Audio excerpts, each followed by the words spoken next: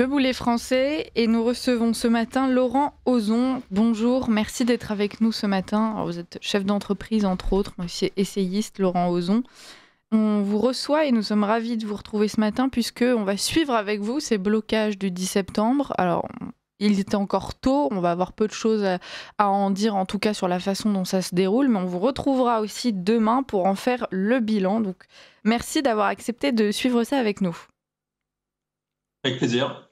Alors, est-ce que vous pourriez commencer, Laurent Ozon, par nous donner votre analyse de ce mouvement du 10 septembre ? On l'a titré ainsi, entre ras-le-bol général et mainmise de la gauche, puisqu'on sent qu'énormément de Français regardent de façon un peu partagée ce mouvement du 10 septembre, entre l'envie effectivement de semer le trouble pour manifester cette colère que beaucoup ressentent et qui les laisse impuissants la plupart du temps, et en même temps la volonté de ne pas se laisser embarquer par un mouvement qui a été largement récupéré par la gauche, avec à sa tête, presque, on pourrait le dire, Jean-Luc Mélenchon. Oui, c'est normal. Il y a une double. On va dire, il y a des injonctions contradictoires un peu là-dedans. Il y a effectivement une partie de la population qui euh,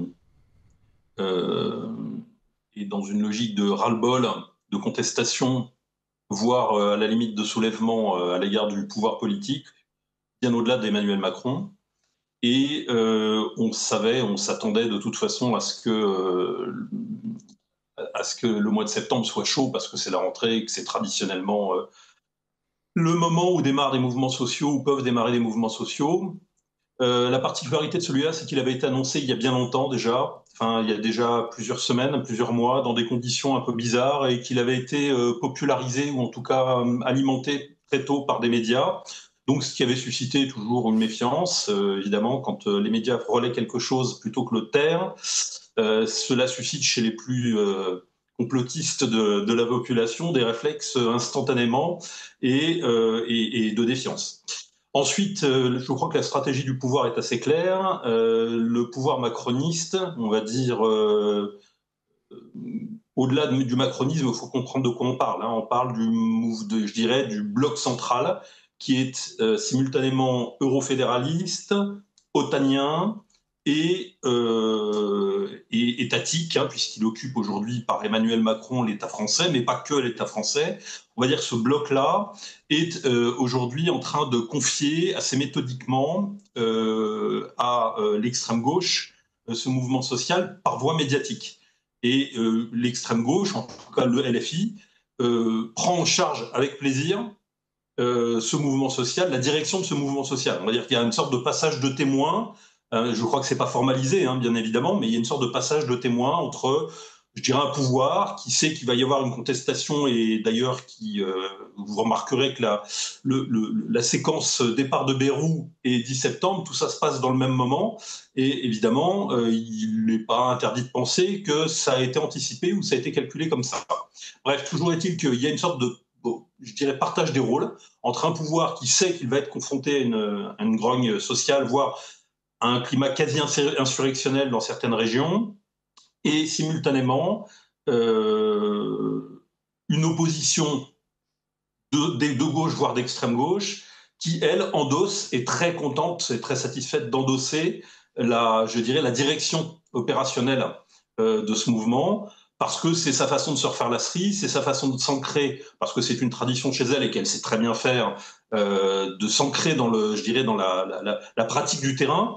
Alors que, par exemple, effectivement, du côté droit, si je puis dire, c'est-à-dire dans toute la population qui a plutôt un vote de droite, un vote souverainiste, un vote anti-immigration, etc., la grogne existe aussi, le climat semi-insurrectionnel existe aussi, mais tous ces gens-là, qui votent plutôt au Front National, on va dire, tous ces gens-là ne participeront pas, ou seront tentés en tout cas de ne pas participer à ce mouvement, précisément parce qu'il a été placé sous la direction de Jean-Luc Mélenchon.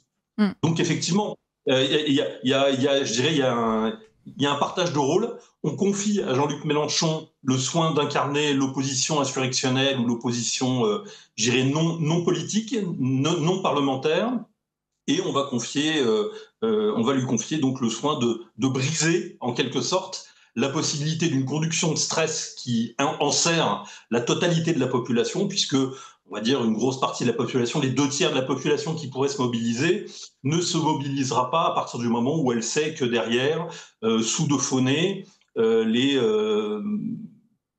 initiatives sont co-dirigées, on va dire copilotées, par un parti qui est globalement un parti pro-immigrationniste, un parti qui est fondamentalement s'inscrit dans une tradition politique qui n'est pas celle de la majorité de la population, donc qui ne peut pas être majoritaire. Oui. C'est en cela d'ailleurs qu'il est vachement intéressant pour le pouvoir. C'est que quand vous confiez votre opposition à un parti que vous avez bien circonvenu, en quelque sorte, dont les contours sont bien limités, qui n'a pas la possibilité de s'étendre au-delà de sa zone, je dirais, d'expression naturelle, vous le condamnez en quelque sorte à être minoritaire et à être rejeté par la majorité, y compris par la majorité des gens qui auraient bien envie de vous pendre à des lampadaires et de vous poursuivre avec des fourches. Est-ce que Emmanuel Macron, justement, ne joue pas sur cette opposition entre la gauche et la droite en se disant, avec un peu de chance, effectivement, la gauche va semer le chaos et je vais tenter de rétablir le calme. À ce moment-là, je passerai pour le bon père de famille qui vient rétablir l'ordre auprès, justement, de ces gens qui, eux, ne se seront pas soulevés? Oui, alors bien sûr, il y a une tentative naturelle sans que Macron s'en occupe. À droite, il y a toujours une réserve naturelle à l'égard de tous les mouvements sociaux et des mouvements collectifs. C'est, je dirais, quasiment atavique, puisque à droite, on a un point de vue on est plutôt dans une anthropologie, enfin, une vision de l'homme plutôt. On se méfie beaucoup des mouvements sociaux, on se méfie beaucoup du collectif. On a une vision plutôt individualiste et compétitiviste des rapports sociaux et de la nature d'ailleurs aussi, etc. Donc, je dirais, il y a déjà un tropisme de droite qui est par définition, chez l'homme de droite, on va dire, plutôt hostile par principe à tout ce qui ressemble à un mouvement social. Maintenant, il y a aussi une grosse partie de la population qui vote, entre guillemets, à droite, mais qui vote en fait souverainiste, ou qui vote anti-immigration, etc., qui ne se sont pas fondamentalement de droite politiquement. C'est pour ça que les gens qui veulent faire l'union des droites, à mon avis, se plantent complètement. Et qui se trouvent en quelque sorte, elles, non pas bloquées par cet atavisme historique des gens de droite qui, voilà, dès que c'est collectif, dès que c'est dehors, dès qu'il y a des manifs, etc., veulent surtout pas en entendre parler. Peut-être de vieux réflexes traumatiques de 1934, j'en sais rien. Bref, et toujours est-il que, effectivement, la stratégie de Macron, comme vous l'avez bien dit, c'est bien ça. C'est-à-dire, ça consiste effectivement à s'appuyer, à confier effectivement la direction politique de ce mouvement, en espérant à LFI et à Mélenchon, en espérant qu'évidemment, simultanément, cette direction-là va stériliser les possibilités d'expansion, d'extension de ce mouvement, au-delà, je dirais, de son public et, je dirais, des quelques mouvements qui n'hésiteront pas à coopérer avec eux. Et donc, évidemment, c'est une façon de diviser le truc. Il faut comprendre que ça s'inscrit aussi dans un rapprochement quasi tectonique, tectonique des plaques, quasi tectonique qui se fait au niveau européen, qui tente d'avoir lieu, qui n'a pas encore eu lieu, mais qui tente d'avoir lieu, entre, au niveau européen, le camp eurofédéraliste et otanien, et une partie de la droite, je dirais, occidentaliste, transatlantiste et libérale. Il y a une volonté chez Emmanuel Macron de trouver, en quelque sorte, d'aller de Glucksmann à gauche jusqu'à peut-être Bardella à droite, j'en sais rien, enfin en tout cas, sur cette ligne-là, à droite, des gens avec lesquels travailler, avec lesquels construire une majorité future, non pas une majorité qu'on ne peut pas comprendre si on analyse simplement la situation du point de vue franco-français, parce qu'il ne faut pas perdre de vue que Emmanuel Macron, lui, raisonne dans le cadre de pouvoir et de lutte, d'opposition, en quelque sorte, et que cette majorité qui cherchait à se réorganiser, en quelque sorte, on va dire de Ciotti, Bardella jusqu'à Glucksmann de l'autre côté, cette majorité-là n'existe pas encore. Elle a besoin d'être soudée par quelque chose. Vous ne pouvez pas créer un bloc politique à partir du moment où vous n'avez pas d'adversaire, d'opposants, de contexte de crise qui facilite en quelque sorte ces rapprochements. Or, typiquement, confier à la gauche insurrectionnelle, on va dire confier à la gauche LFiste, avec toutes les caractéristiques qu'elle a, le soin d'animer un mouvement social, peut-être éventuellement de le faire dérailler, c'est se donner les moyens de se poser en sauveur. Et on sait que Macron, nous sommes en guerre. Macron adore se poser, je dirais, en Caligula, sauveur de ceux qui ont encore quelque chose à perdre dans ce pays. Il y en a de moins en moins. Et donc, c'est effectivement non seulement un calcul intérieur, mais ça correspond aussi à une tendance générale qui est une tendance européenne et qui s'inscrit dans le cadre d'objectifs et de, je dirais, de contraintes et d'objectifs géopolitiques beaucoup plus larges. Mm. Son choix de nommer M. Lecornu au poste de Premier ministre, c'est pas un hasard non plus, on l'imagine, à la fois vu la situation internationale, mais aussi au sein de son propre pays. Et non, effectivement, comme vous le dites, c'est pas un hasard. Lecornu, c'est un drôle de personnage. C'est un personnage très roué, assez intelligent, assez adroit, assez escroc aussi. Enfin, je veux dire, je le dis entre guillemets, c'est-à-dire qui est un grand pragmatisme, hein, on va dire ça comme ça. Voilà, plutôt. Et qui est lui issu d'une sociologie qui est capable de discuter avec la droite.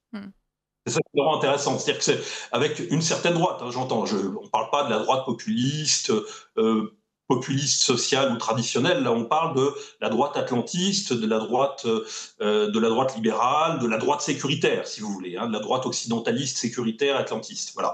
Et donc, ce personnage-là est parfaitement capable de dialoguer avec cette droite-là. Il a travaillé pour un ancien député qui était, je dirais, qui avait fait partie du club de l'horloge.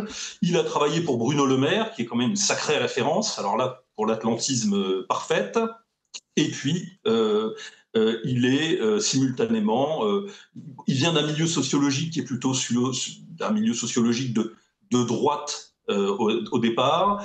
Il est capable de dialoguer avec des gens comme Thionnet, au RN, etc. Donc, il a vraiment un profil qui lui permettrait d'incarner politiquement cette synthèse dont je parle entre un bloc eurofédéraliste et otanien et un bloc occidentaliste et atlantiste. Bon, bah écoutez, merci beaucoup Laurent Ozon d'avoir été avec nous ce matin. On est ravis de vous retrouver demain. On va continuer à suivre toute la journée ces mouvements qui auront lieu dans Paris, mais aussi dans les villes de province. On va voir la façon dont ça dégénère ou pas. Franck me disait à l'instant qu'il y avait déjà des CRS sur le terrain. Ah oui, vous avez déjà des blocages à Lyon, vous avez Aubervilliers, la Porte de la Chapelle, vous avez des manifestations à la Porte de la Villette à Paris, et un petit peu partout en Provence, déjà des feux, des CRS à Perrache, je crois, qui sont déjà en train d'éliminer des manifestants, enfin de faire fuir des manifestants avec des gaz lacrymogènes devant la gare. Bon, écoutez, on va suivre ces mouvements toute la journée et Laurent Ozon, on en fera le bilan demain. En tout cas, chers auditeurs, je pense que comme nous, vous allez regarder ça assez impuissant en vous disant que d'un côté, c'est quand même chouette de semer le trouble dans la cour de récré d'Emmanuel Macron et que d'un autre côté, c'est quand même regrettable que les Français qui souffrent le plus, en tout cas en plus grand nombre, eux, ne pourront pas vraiment s'exprimer. Laurent Ozon, merci beaucoup et donc je vous dis à demain.